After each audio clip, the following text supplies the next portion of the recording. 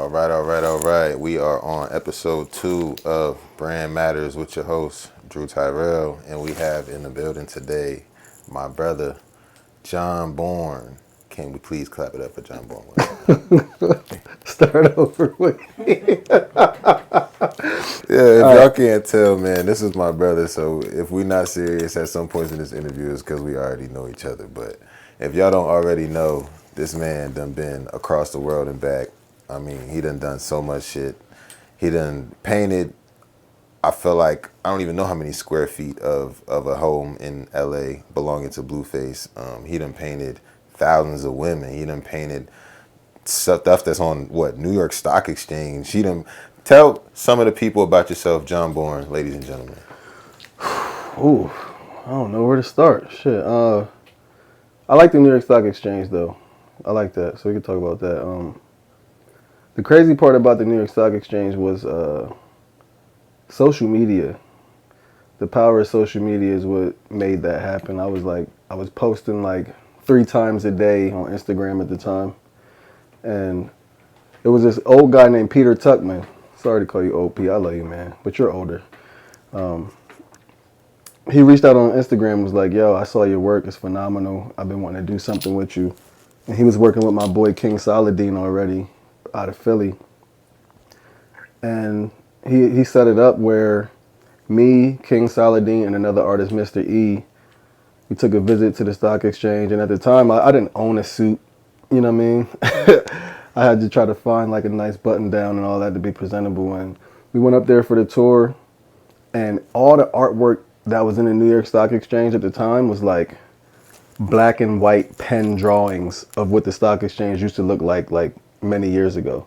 Was no color, there was no abstract, it was just pen sketches. So we really livened the place up and brought like the first splash of color into the building as far as artwork. It was crazy.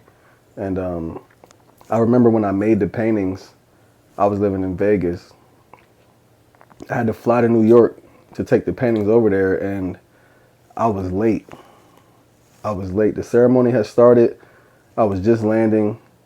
Somebody picked me up from the airport, and they were driving slow as hell. And I told them to pull over to the shoulder. I got in the driver's seat and sped to the New York Stock Exchange. And I literally walked in, got checked in right on time. When I opened the doors, they were just talking about my pieces. And it was like, and there he is. And it was just like perfect timing. But my family came there, my dad, my brother, everybody came out. It was a beautiful experience. But that's one of the favorite things that I've done, because I've heard about the New York Stock Exchange. I've seen it online or on Cheddar TV or whatever, but actually stepping foot in there was a different experience, getting to, know what exactly it was there for, like what they do in there, like how they trade and, what they're trading for and things like that. So that was a dope experience. But Right. Do you feel like that experience had an effect on your overall brand in terms of it growing more? Do you feel like you had more eyes on you after that?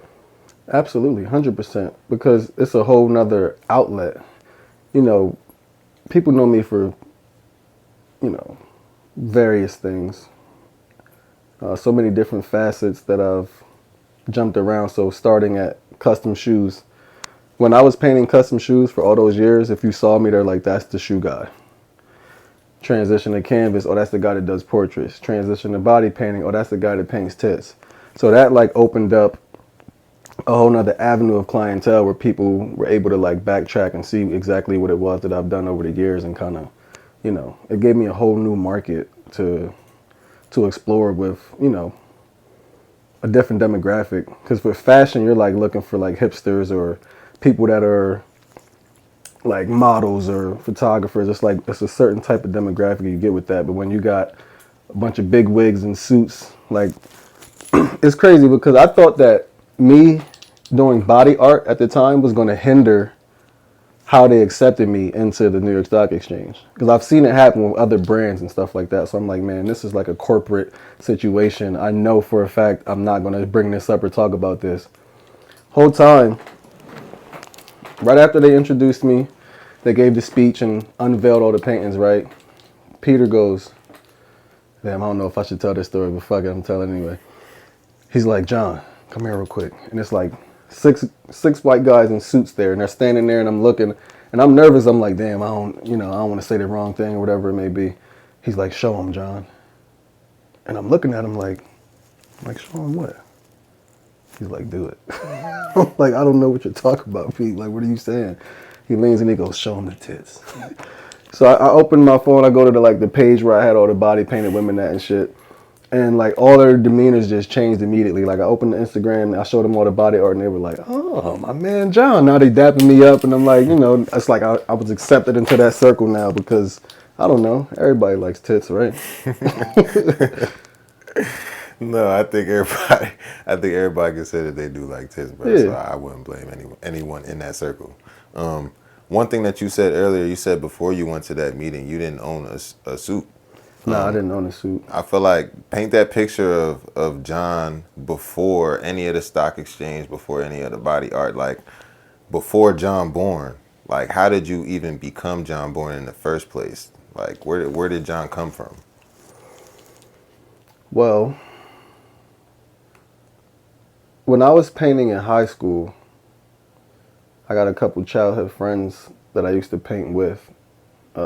Swiss being one of them, the creator of this painting, and Malcolm, or AKA Magic, being another guy that like I came up painting with. We started tattoos together, started custom fashion and footwear and etc. And I had adapted a name for the group from my older brother, which was Born to Shine, which when I look back on it, like, I'm not going to say I knew that at some point I would like transcend that group, but I always wanted to find a way that if I did like go solo for whatever reason, that I had a way to like pay homage to what that group was and what it meant to me. So when I started doing music with Machine Life, us, of course, I felt like at a certain point I was just growing farther and farther apart from that, what I created in the Born to Shine conglomerate. So in one of the songs I did, I referenced myself as JOHNBORN. And it was because I was using my first name, my first government name, and adding the Born from the Born to Shine to kind of like just create a new alias. And it kind of just stuck. And I used to have it separated, JOHNBORN, like a first and a last name. But I got sick of like, people would see it and they would still refer to me as just John because it's two names. So I merged the names because I never want anybody to address me as just John. I want anybody that addresses me, I want them to say JOHNBORN. I want them to say the whole thing.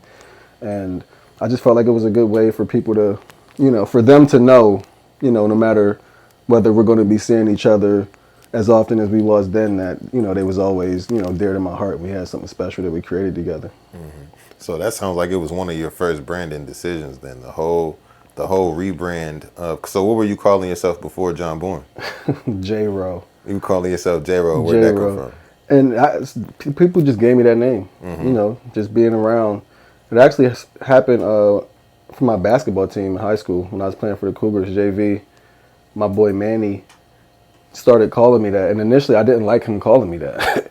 he just started calling me that based on my name and the initials and things. He was just coming in the practice and be like, J-Ro, what up? What we doing? You got some new kicks today? Or we always had a battle where we used to like see who could have the most new kicks and not wear the same pair again. So he gave me that name and I hated it. And everybody like just started calling me that. So the whole team was calling me that. The coaches was calling me that. And it just stuck. So even with that, like I look back like, man, if my name was still J-Ro, I don't think people would take that name as serious. If I'm emailing somebody and I say, hey, so my name is J-Ro and I'm looking to do this with your establishment, they're like, J-Ro. Right. It's cool. Like people still call me Ro. People from my hometown, when I'm here, everybody call me Ro. Mm-hmm. But JOHNBORN just feels more professional and it sounds cool. Mm-hmm. So once you became JOHNBORN, what other intentional steps did you start to take that started to lead you on the road to where you are now? Like to where like you said, you've done so many things across so many different facets of art. What were the steps that got you to here in the intentional decisions that you made to create the brand that is now you? I just started looking for things that were bigger and finding more structure. So when I say bigger, I mean like just on a larger scale. So for instance, I started with custom sneakers.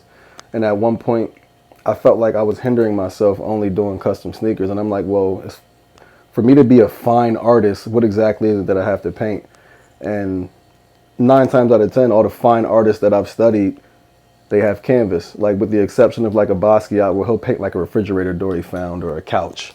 And he was that dope to the point where now that he's gone, that stuff just increases in value over time. But I felt like that's when I really started taking canvas seriously. Like I stocked up on canvases. I tried to build a collection out and have something that people can see that I'm putting my soul into. Because prior to then, I was a commissioned artist. People tell me what they want me to do. I do that. I give it to them, and I gain monetarily, but overall, I'm left with nothing. You know what I'm saying? I'm just paying my bills and getting by, and it's like I needed to create a collection where one day somebody from Australia, they DM me on Instagram, they say, "Hey, I'm in Los Angeles. I want to see your paintings. Where can I come view them at?" And at the time, I didn't have any paintings, so it was like, okay, I need to build something out that is true to me. And from coming up in the sneaker game, I used to put a lot of people on game that I couldn't find when I started customizing shoes. So like how to prep the shoe, how to seal it, how to clear coat it to make it last and things like that. All the research that we have done for all them years, I started just giving that game away to all the people that would ask. And they'd be like, "Yo, what kind of paint you use?" I'm like, "This type of paint." "What kind of clear coat?" Here, I send them the whole itinerary. You go get this paint from here, you get the brushes from here, you get the clear coat from here, and this is how you do the whole thing. And those people used to refer to me as like the GOAT of customizing shoes. So when it came time for me to make a collection, I kind of like owned in on that GOAT term. Because when they started calling me that, I'm like, I know a lot of people that customize shoes. I'm somewhat humble, so I didn't feel like I wanted to take on that title.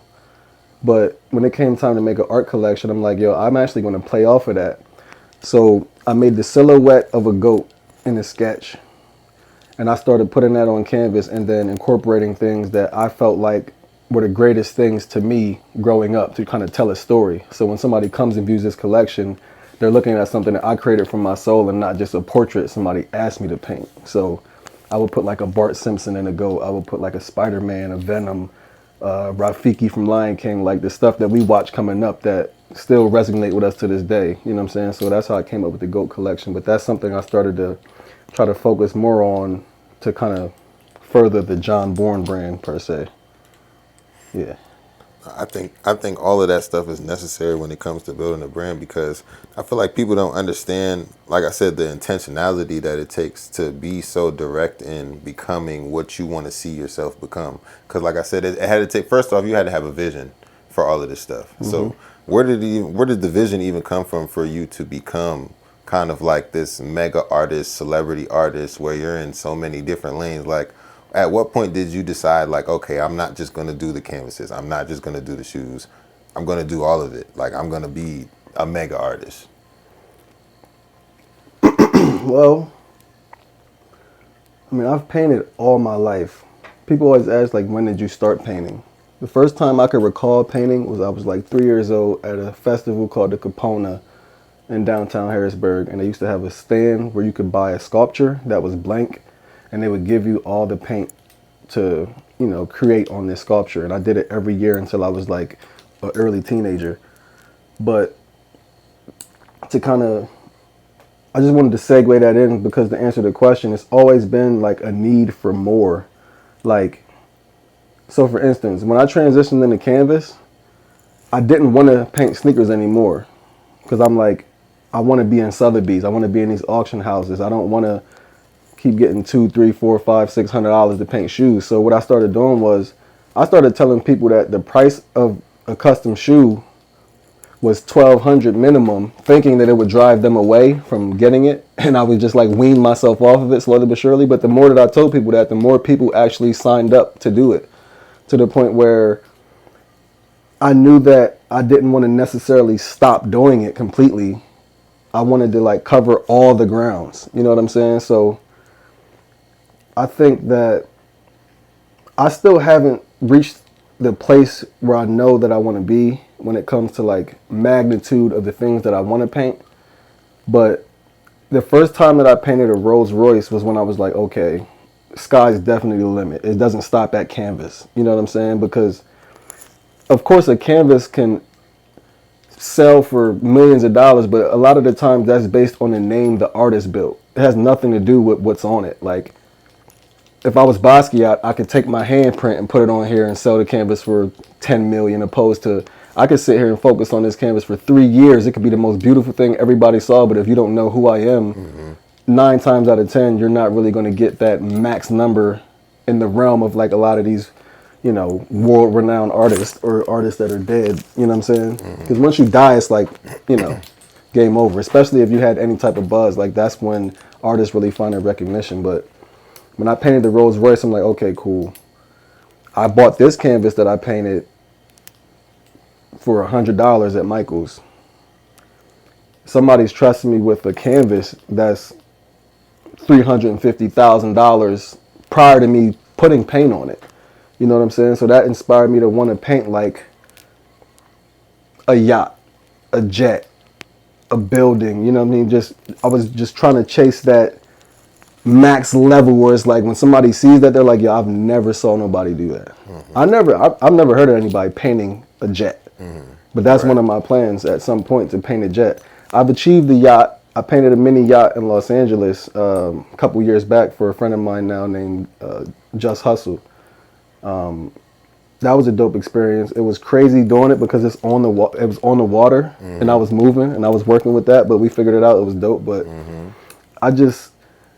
people always ask, like, when are you going to settle down and have a family or this or that? You're getting older. I'm like, cool. Like, the vision that I have for myself is when I'm 70 years old, I still want to be on tour.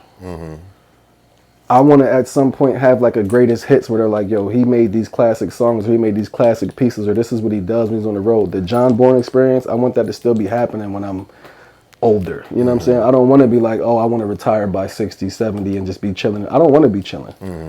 I want to be on tour still until I can't move. You know what I'm saying? I want a Jumbotron screen. I want the flames and all the fireworks. I want the Rolls Royces on stage, the women coming down from the ceiling with the body art. I want to be performing the songs while painting the women simultaneously. Right. Create a good show for 60,000 people, to the point where the people in the back, you got to have a screen a few 100 feet big just so the people back there can see it. That's what I want to be doing when it's over. So I don't want to stop until I'm physically incapable of doing that. What are some of the things that you've struggled with, or hardships that you've had to go through along the road to the path that you're on now? Because just the lofty goals that you have, I feel like people who've been through a lot expect a lot from themselves because they know what they can handle. So what are some of the things, and it doesn't even have to be anything super specific, but what are some of the things that you feel like you had to go through and challenges you had to overcome on the road to becoming who you are now, just as far as, like I said, branding yourself as JOHNBORN and trying to get yourself known in certain spaces and respected to the point where you can say, hey, my product costs this and people are just going to pay it? What are the things, the harder sides of what you had to go through to get things to be like that? Starting over so many times. Like literally starting from ground zero over and over and over again, hitting rock bottom, failing, just feeling like it didn't work. You know, because we all got them times where it's like, some people bow out. They'll go and try it and be like, all right, it didn't work, I'm going to go get a job. That's all I'm going to do forever. I'm gonna take care of myself, take care of my family and my loved ones, I'm done. My thing was like, oh, this didn't work. All right, we're going to try this one. I'm not going back to, I don't know, if I don't necessarily want to like say that there's something wrong with being a regular working individual. You know what I mean? Having this a nice job, and you know, some people enjoy that. Like how my vision is for being on tour when I'm 70. Some people, all they wanted was to just have a nice house, nice car, take care of their family, and be living comfortable. So shout out to them. But my thing was like, even now, still, I'm like, I'm not going to stop until it happens exactly how I want it to happen. Like 50, get rich or die trying, or like any, like just that quote alone is like, bro, I'm either going to make it to 70 and you're going to see me touring, or you're going to see me at 69 still trying. You're going to see me like, no, I need to find a show. I need to paint something. I need to do that because,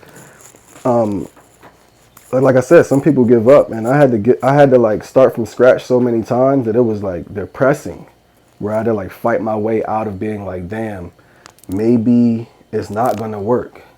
and then going to sleep and waking up like, what the fuck, are you crazy? What was you thinking yesterday? Are you stupid? Go out there and figure something out. Do some research, do the due diligence, put the time in, put the work in. Because there's somebody that's like a lot less talented than everybody, but they're so much more consistent that they get the opportunities before the person that has the talent, because the person with the talent feels comfortable. They're like, oh, I just painted this. It better work. And this person's like, I don't care. I'm doing 100 more canvases this month. And the more content you put out, the more people you see, the more hands you shake and you introduce yourself to, the odds are better. It's something I used to always tell people to ask me for advice on, like, how did I figure a lot of things out. And I'm like, bro, if you went to a party and there was 100 people in the party, how many of those people do you think you would comfortably speak to? And they're like, I don't know, maybe just a few. And I'm like, that's the problem. If you go into a room of 100 people and you find a way to at some point let everybody in that room know your name, maybe 10 of them might remember and one of them might be a customer. And you do that 100 times over.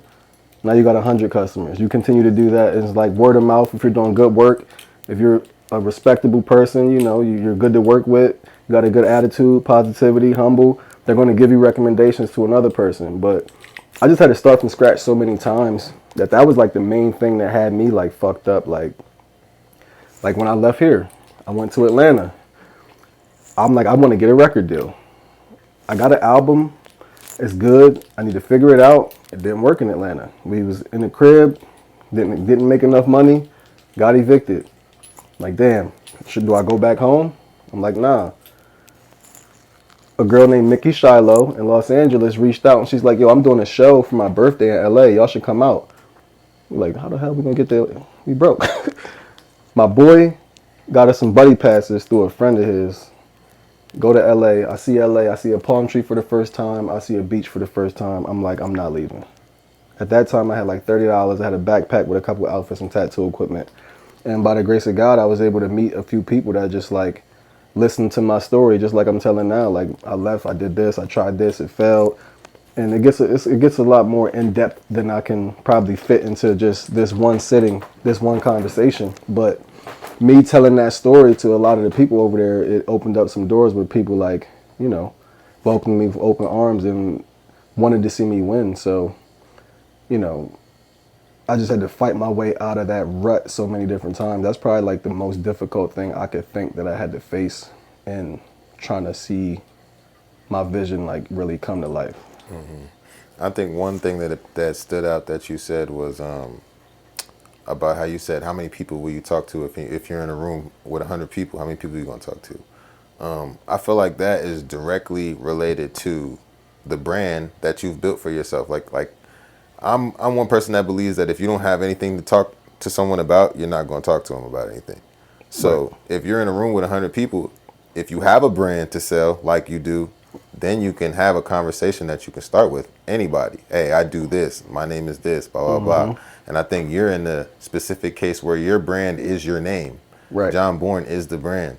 And I feel like that all just matters. Like, all in all, it matters. Absolutely. So my question is to you, why does JOHNBORN, your brand, matter to you so much? Because you've already talked about how, like, even when you're on your deathbed, whatever age you at, you're looking for a show, you're looking for an opportunity to promote your brand, to create value for your brand. Why does it matter to you so much? What drives you? What is it about having that brand that is just special to you in the way that you carry it the way that you do? Legacy. I've seen so many people have something and not get to see it flourish or have a certain amount of potential and die in the process. You know what I mean? And now it's like you look back and like maybe a few months go by, you see people mourning for him, but then like next year it's like you don't hear anything.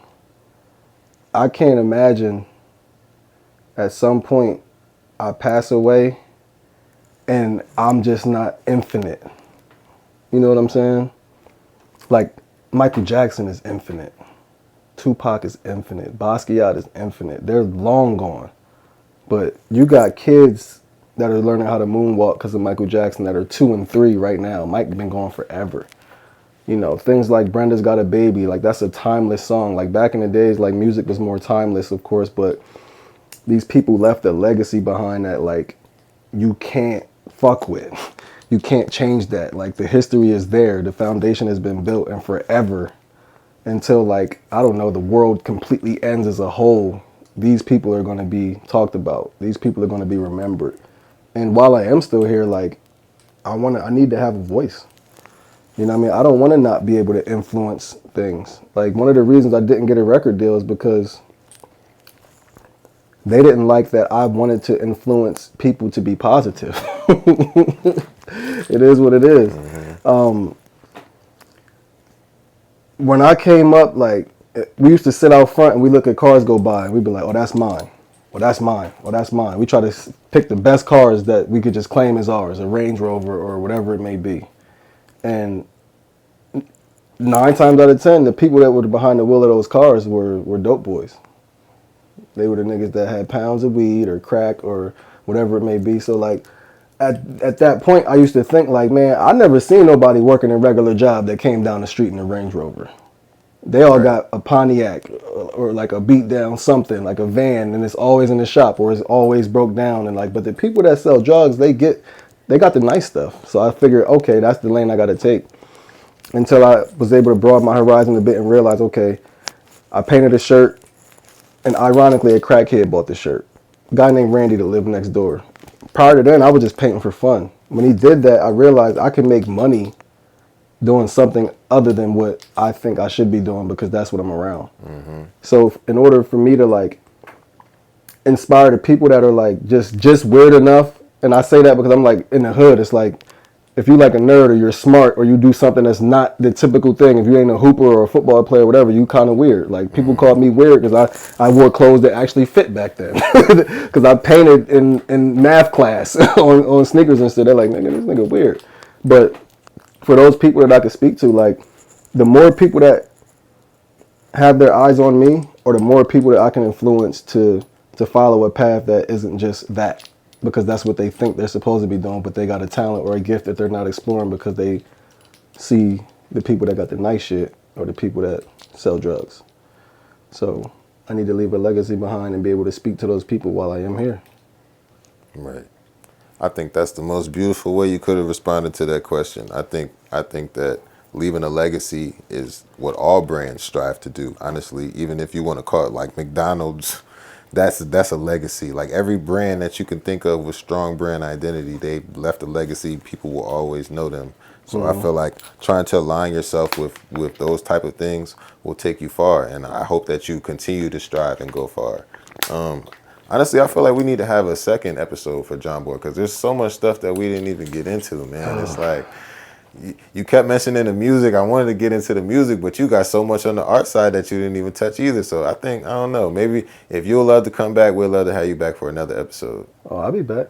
I might just stay. I've been here too long. But I've been having a good time, man. But no, it's funny. I guess I'll close with this, like, because the art was instilled in me from a kid, right? The music didn't come until later when I was, like, a teenager type, you know what I mean? So when I went to get a record deal in LA all them times, I'm going to tell you what kept happening.